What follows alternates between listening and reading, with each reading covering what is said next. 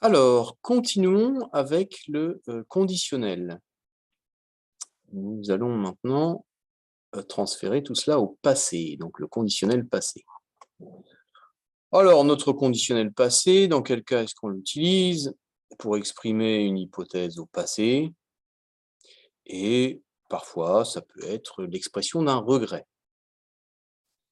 Ça correspond à quel temps ou mode en français? Eh bien, le conditionnel passé, tout simplement, comme nous allons voir dans nos exemples. Premier exemple, I would have worked more if I had had more time. J'aurais travaillé davantage si j'avais eu plus de temps. Deuxième exemple, we would have done it yesterday if we had known. Nous l'aurions fait hier si nous avions su.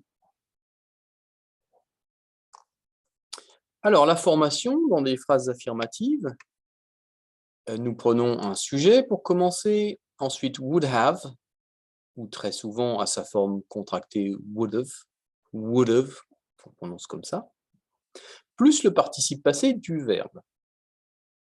Alors, comme pour le present perfect, par exemple, le participe passé, eh bien, pour les verbes réguliers, c'est le verbe plus ed. Le participe passé d'un verbe irrégulier, comme indiqué ici, il faut connaître la troisième colonne des verbes irréguliers. Voyons nos exemples. Premier exemple avec un verbe régulier.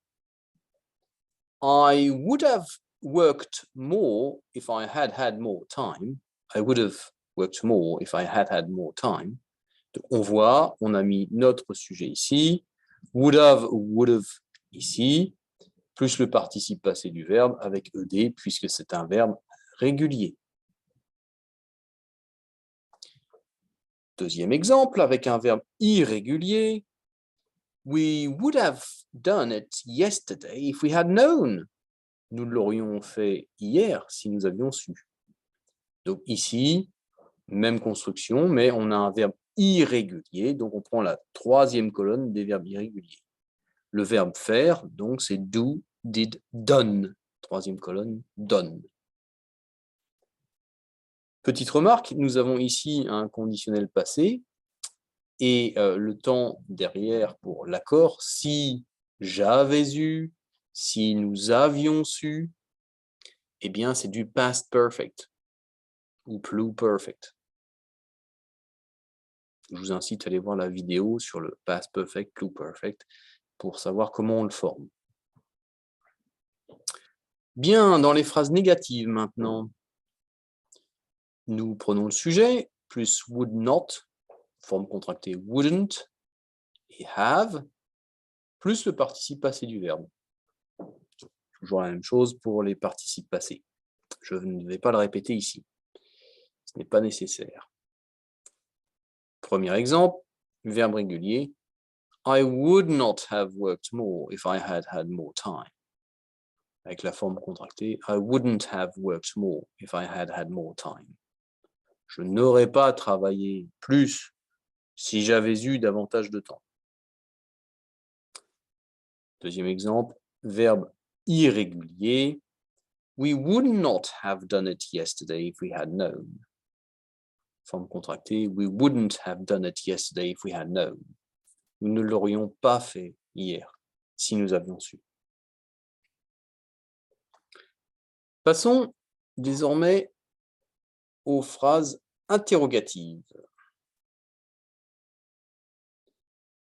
On commence par would, puis un sujet, puis have, et toujours notre participe passé, avec les mêmes règles. Première phrase, would you have worked more if you had had more time?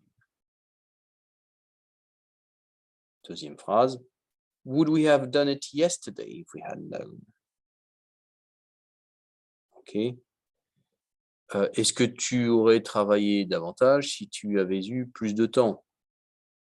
Deuxième phrase, ça signifie est-ce que nous l'aurions fait hier si nous avions su.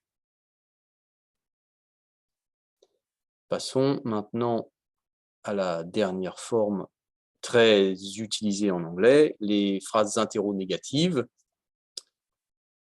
On commence par wouldn't, alors rarement would not, plus souvent à la forme contractée, beaucoup plus commun, moins littéraire. Donc wouldn't, plus le sujet, plus have, plus le participe passé du verbe, toujours la même chose. Donc, pour la première phrase avec un verbe régulier, ça donnerait « Wouldn't you have worked more if you had had more time ?» Avec un verbe irrégulier, « Wouldn't we have done it yesterday if we had known ?»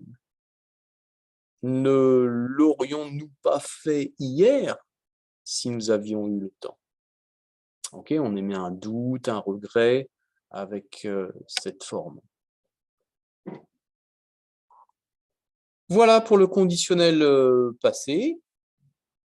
Alors, évidemment, ça nécessite de connaître les verbes irréguliers. Ça, c'est quelque chose d'important lorsqu'on a une forme avec un verbe irrégulier.